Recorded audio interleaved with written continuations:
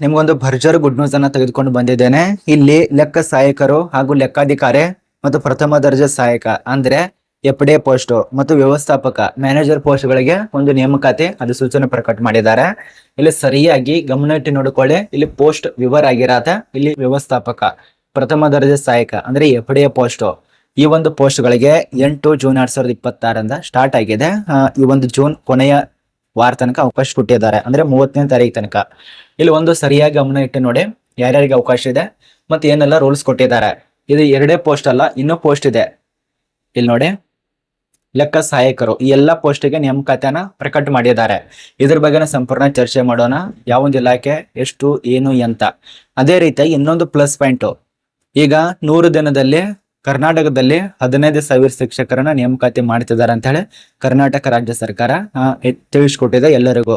ನಿನ್ನೆ ನ್ಯೂಸ್ ನಲ್ಲೇ ಬಂದಿತ್ತು, ನ್ಯೂಸ್ ಪೇಪರ್ ನಲ್ಲಿ ಕೂಡ ಬಂದಿದೆ ನೋಡಿ ಆ ಒಂದು ಮಾಹಿತಿ. ಎಲ್ಲ ಟೆಲಿಗ್ರಾಮ್ ಗ್ರೂಪ್ ಬಂದಿದ್ದಾವೆ. ನ್ಯೂಸ್ ನಲ್ಲಿ ಕೂಡ ಪ್ರತಿಯೊಂದು ನ್ಯೂಸ್ ಚಾನೆಲ್ ನಲ್ಲಿ ಈ ಒಂದು ಮಾಹಿತಿ ಪ್ರಕಟವಾಗಿದೆ. 100 ದಿನದಲ್ಲಿ ಶಿಕ್ಷಕರನ್ನ ನೇಮಕಾತಿ ಮಾಡ್ತೇವೆ ಅಂತ ಹೇಳಿ ಸರ್ಕಾರ ತಿಳಿಸ್ಕೊಟ್ಟಿದೆ. ಅದರ ಪ್ರಕಾರ ಎಲ್ಲ ನ್ಯೂಸ್ ಚಾನೆಲ್ ನಲ್ಲಿ ಬಂದಿದೆ. ಅಲ್ಲಿ ಬಂದಿರುವಂತ ಮಾಹಿತಿ ಪ್ರಕಾರ ನಾನು ನಿಮ್ಗೆ ತಿಳಿಸ್ಕೊಟ್ಟಿರೋದು.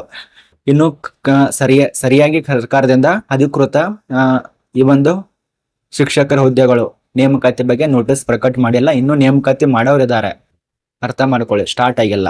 ಇದು ಮೊದಲನೇ ಅಪ್ಡೇಟು. ಇನ್ನು ಎರಡನೇ ಅಪ್ಡೇಟ್ ಏನಪ್ಪಾ ಅಂದ್ರೆ ಈ ಒಂದು ನೇಮಕಾತಿ ಮಾಡ್ತಾ ಇದಾರಲ್ಲ, ಈ ಒಂದು ನೇಮಕಾತಿ ಬಗ್ಗೆ ಮಾಹಿತಿ ಇಲ್ಲಿ ನೋಡಿ. ಅಪ್ಲಿಕೇಶನ್ ಹಾಕ್ಬೇಕನ್ನೋಂಥವ್ರಿಗೆ ಒಂದು ಒಳ್ಳೆಯ ಅವಕಾಶ 8ನೇ ತಾರೀಕು ರಿಲೀಸ್ ಮಾಡಿದ್ದಾರೆ ಕರ್ನಾಟಕ ಸರ್ಕಾರದಿಂದ. RDPR ದಲ್ಲಿ ಮನೆಯ RDPR ದಲ್ಲಿ ಆಗಿತ್ತು, ಬಟ್ ಬೇರೆ ಪೋಸ್ಟ್, ಇದು ಬೇರೆ ಪೋಸ್ಟ್.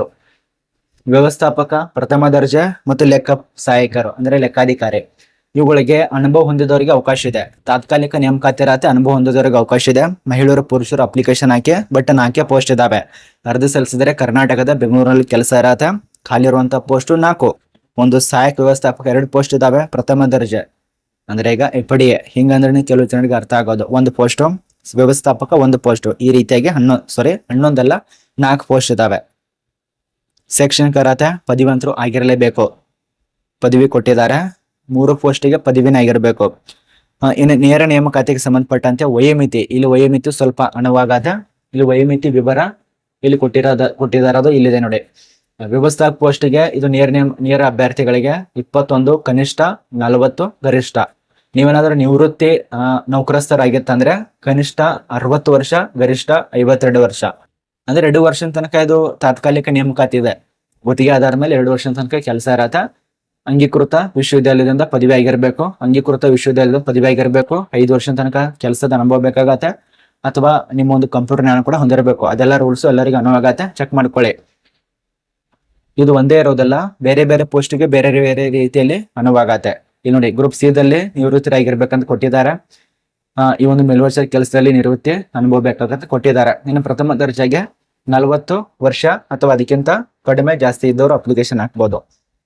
ರಾಜ್ಯ ಅಥವಾ ಸರ್ಕಾರಿ ಸಂಸ್ಥೆಗಳಲ್ಲಿ ಅನುಭವ ಬೇಕಾಗತ್ತೆ. ಸಂಬಳ ಅಂತೂ ಕೊಡ್ತಾರೆ, ಟೆನ್ಷನ್ ತಗೋಬೇಡಿ ಸಂಬಳದ ಬಗ್ಗೆ.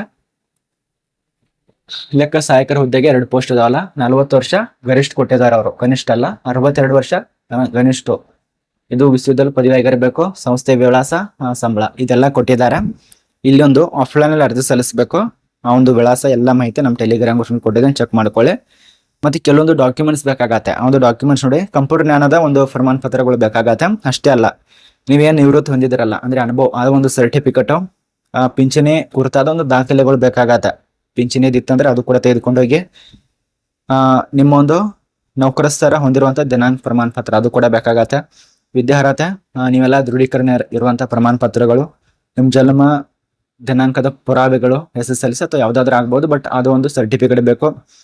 ನಿಮ್ಮೆಲ್ಲ ಇತರೆ ಡಾಕ್ಯುಮೆಂಟ್ಸ್ ಕೂಡ ಬೇಕಾಗತ್ತೆ. ಶುಲ್ಕಾಂಶ ಇರೋದಿಲ್ಲ. ಮತ್ತು ಪರೀಕ್ಷೆ ಕೂಡ ಅನುಭವದ ಮೇಲೆ ಆಯ್ಕೆ ಮಾಡ್ತಿದ್ದಾರೆ. ಸಂದರ್ಶನ ಅನುಭವದ ಮೇಲೆ ಆಯ್ಕೆ ಇರತ್ತೆ. ಜೂನ್ 10ನೇ ತಾರೀಕಿನಿಂದ ಸ್ಟಾರ್ಟ್ ಆಗಿದೆ. ಜೂನ್ 10ನೇ ತಾರೀಕಿನಿಂದ ಜೂನ್ 30ನೇ ತಾರೀಕು ತನಕ ಅವಕಾಶ ಕೊಟ್ಟಿದ್ದಾರೆ.